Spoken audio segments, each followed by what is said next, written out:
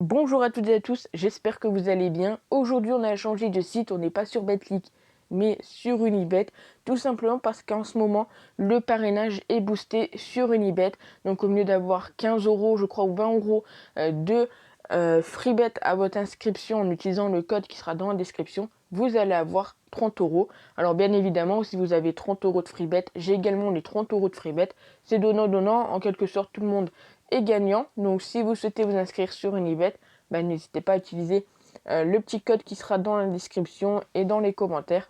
Ça me permet de vous donner également un petit peu plus de contenu, un petit peu plus fun.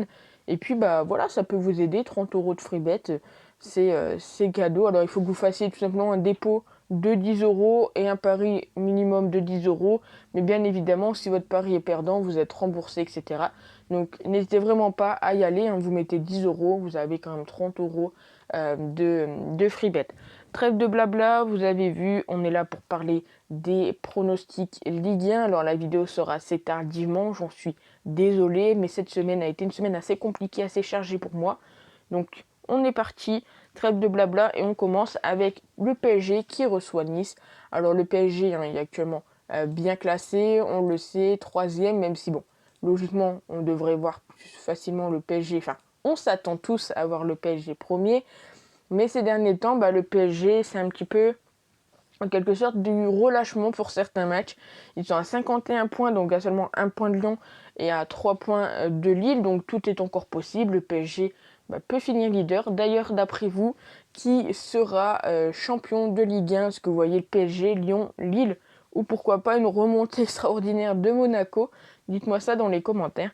Donc le PSG reçoit Nice. Alors le PSG qui va devoir jouer sans pas mal de joueurs, hein, Neymar, Verratti, il y a qui encore Di Maria, Rafinha, et j'en passe. Du côté de Nice, c'est toujours Atal, Danilo, Dante qui ressortent. Il y a également Dolberg, Latomba et Reine Adélaïde. Donc beaucoup d'absents des deux côtés, surtout que le PSG va jouer la Ligue des Champions. Donc il y en a, ils disent que voilà, l'entraîneur doit mettre en repos Mbappé pour ce grand match, histoire que voilà, il ne se blesse pas, etc. On verra, est-ce qu'il va le faire? On ne sait pas encore, on n'a pas encore les compos quand je fais la vidéo. Mais pour ma part, je vais partir sur la victoire du PSG. On continue avec Reims qui reçoit les Lensois. Les Lensois promus et actuellement 6e. C'est vraiment une très belle performance des Lensois. Des deux côtés, on a deux joueurs vraiment à surveiller, c'est Dia et Kakuta. Kakuta qui fait également une énorme saison. Deux absents, mais voilà, absents assez de longue durée des deux côtés. Enfin, ça fait plusieurs matchs qui sont pas là. Du côté de Reims, ils ont perdu en Coupe de France contre Valenciennes, puis contre Lorient en Ligue 1. Lorient qui revient un petit peu, et ça fait plaisir également. Du côté de Lens, ça fait 4 matchs sans défaite. La dernière confrontation, c'était pour cette saison à Lens, où ça s'est fini sur un 4-4. Pour ce match, en tout cas, je vois pas les Lensois perdre. Donc je vais partir sur le match nul ou la victoire des Lensois. On continue avec Lyon qui reçoit Montpellier. Les Lyonnais actuellement deuxième du championnat à 2 points de Lille et seulement 1 point d'avance sur le PSG. 50 buts marqués, 20 buts encaissés. Du côté de Montpellier, ils sont 11e avec 39 buts marqués, 44 buts encaissés. À domicile, les Lyonnais, ils ont seulement fait une défaite. Voilà. Et c'était contre Metz sur le score de 1-0. Du côté de Montpellier à l'extérieur, c'est plutôt cohérent, on va dire 4 victoires, 4 nuls et 3 défaites. Donc pas trop de grosses surprises. Montpellier qui ont eu une période assez compliquée. Après voilà, il y a seulement 2 matchs où ils s'en sortent mieux. Ils ont fait nul contre Metz, victoire contre Dijon et puis victoire en Coupe de France contre Strasbourg sur le score de 2-0. Mais tout de même, voilà, attention. Pour moi, je pense que voilà, Montpellier, là, ils ont repris un peu de points parce qu'ils ont joué contre des équipes bas de tableau et encore contre des équipes habituellement bas de tableau, ils ont du mal. Là, ils vont jouer contre les Lyonnais qui jouent clairement pour le titre, hein. Ils n'ont pas d'autres, voilà, ils n'ont pas de Ligue Europa, ils n'ont pas de Champions League, donc tout se base là-dessus pour les Lyonnais. Donc, je vais partir sur la victoire de Lyon côté à 1,40. On continue et on arrive au match de dimanche avec Monaco qui reçoit Lorient. D'un côté, donc, on a une équipe de Monaco qui à domicile est très solide, seulement une défaite en 12 matchs à domicile. De l'autre côté, Lorient à l'extérieur, c'est compliqué, seulement une victoire à l'extérieur pour Lorient. On a une équipe de Monaco qui est très solide, ça fait un bon petit moment qu'ils n'ont pas gagné depuis le 16 décembre, ils n'ont pas gagné. Ils avaient perdu contre Lens 3-0 et sinon depuis c'est victoire ou nul. Donc ils ont fait victoire contre c'est Monaco, donc logiquement c'est sûr qu'ils gagnent contre Monaco. Contre Marseille, après ils n'ont pas affronté Paris, ils n'ont pas affronté Lyon, mais voilà, ils font Nice, Nantes, Marseille, Montpellier, Angers, Lorient, Saint-Étienne, Dijon. Donc bon, ça se passe plutôt bien pour Monaco, ça les met en confiance et on va partir sur la victoire de Monaco. On continue avec Angers face à Nantes. Donc les Nantais qui ont encore changé d'entraîneur. Cette fois-ci, c'est Comboiré, en espérant que Comboiré reste plus longtemps que Domenech. Je pense que Comboiré, c'est un bel entraîneur, enfin un bon entraîneur pour le FC Nantes. D'ailleurs, si vous supportez le FC Nantes, dites-moi ce que vous en pensez. Est-ce que vous pensez que Comboiré peut faire changer les choses?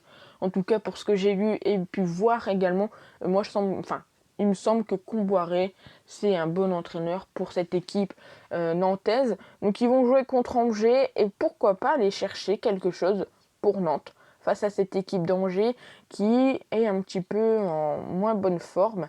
Donc je vais partir sur le triple. Pourquoi pas voir la première victoire de Comboiré à la tête du FC Nantes? Pourquoi pas? On continue avec Dijon qui reçoit Nîmes. Alors match tout simplement de bas de tableau. Le dernier qui reçoit l'avant-dernier. Là-dessus, on a quand même une équipe de Nice qui se prend énormément de buts. 51 buts pris en 23 matchs. De l'autre côté de Dijon, c'est 17 buts marqués, 36 buts encaissés. Deux équipes qui sont pas très très en forme, on va pas se mentir. Ils ont perdu tous les deux leur match de Coupe de France. Dijon sur le score de 1-0 face à Lille et Nîmes sur le score de 3-1 face à Nice. Donc bon, là-dessus, je pense qu'encore une fois, on va pas prendre de risque. On va partir sur le deuxième triple, dans le sens où on ne sait pas trop ce qui peut se passer dans ce match. Match de bas de tableau, c'est assez compliqué.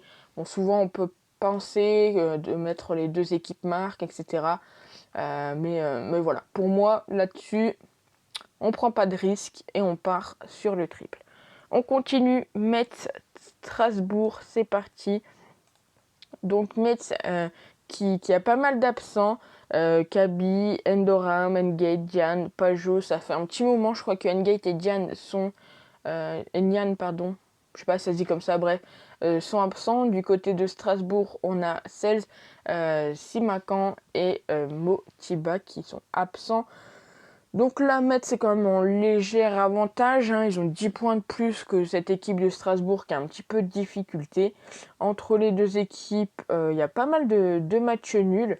Et je me dis, pourquoi pas tenter un Metz ou un match nul sur ce match. Ça me semble plutôt sympa, même si Strasbourg est donné gagnant par les books. Ça me semble plutôt sympa de tenter un Metz ou nul. On continue avec Rennes face à Saint-Étienne. Donc du côté de Saint-Étienne, on a 5 absents de Bouchy, Amouma, donc l'un de leurs meilleurs attaquants. De l'autre côté, on a seulement un absent pour Rennes. Rennes qui est actuellement 5e. Et de ce côté-ci, je vois bien les Rennais s'imposer. Voilà, je pense que ils ont eu un petit coup de moins bien, mais là je pense que voilà, ils peuvent en profiter. Saint-Étienne, ils n'auront pas leur meilleur attaquant sur le terrain, donc pourquoi pas tenter la victoire de Rennes, surtout que Saint-Étienne n'a pas gagné à Rennes depuis 2016, donc ça me semble plutôt intéressant, la victoire des Rennais. On continue avec Lille face à Brest, donc Lille qui reçoit Brest, donc Lille actuellement premier. Pour avoir vu un petit interview de l'entraîneur des Lillois, voilà, pour eux, il y a toujours du travail, ils vont pas se laisser sur leur acquis, et du coup, la victoire des Lillois à domicile, face à cette équipe de Brest qui à l'extérieur a des difficultés, me semble plutôt cohérente et plutôt logique. Donc je vais tout simplement partir sur la victoire de Lille, c'est comme coté à 1,51, je trouve que c'est une très belle cote. Et on finit avec le match de Bordeaux face à Marseille. Alors ce match-ci, je ne vais pas vous le donner aujourd'hui dans la vidéo. Tout simplement pourquoi? Parce que c'est le pronostic du 14e jour du challenge. Donc si vous voulez ce pronostic, eh bien direction demain dans la vidéo qui sera postée vers 10h du matin. Où vous aurez tout simplement tout mon avis sur le match de Bordeaux face à Marseille. Donc n'hésitez pas à me dire ce que vous en pensez. Est-ce que le PSG doit faire jouer Neymar ou non aujourd'hui? Et la seconde question, c'est est-ce que Comboiré est un bon entraîneur pour le FC Nantes? On se retrouve demain pour le challenge. Prenez soin de vous et passez un très bon week-end. À demain. Ciao.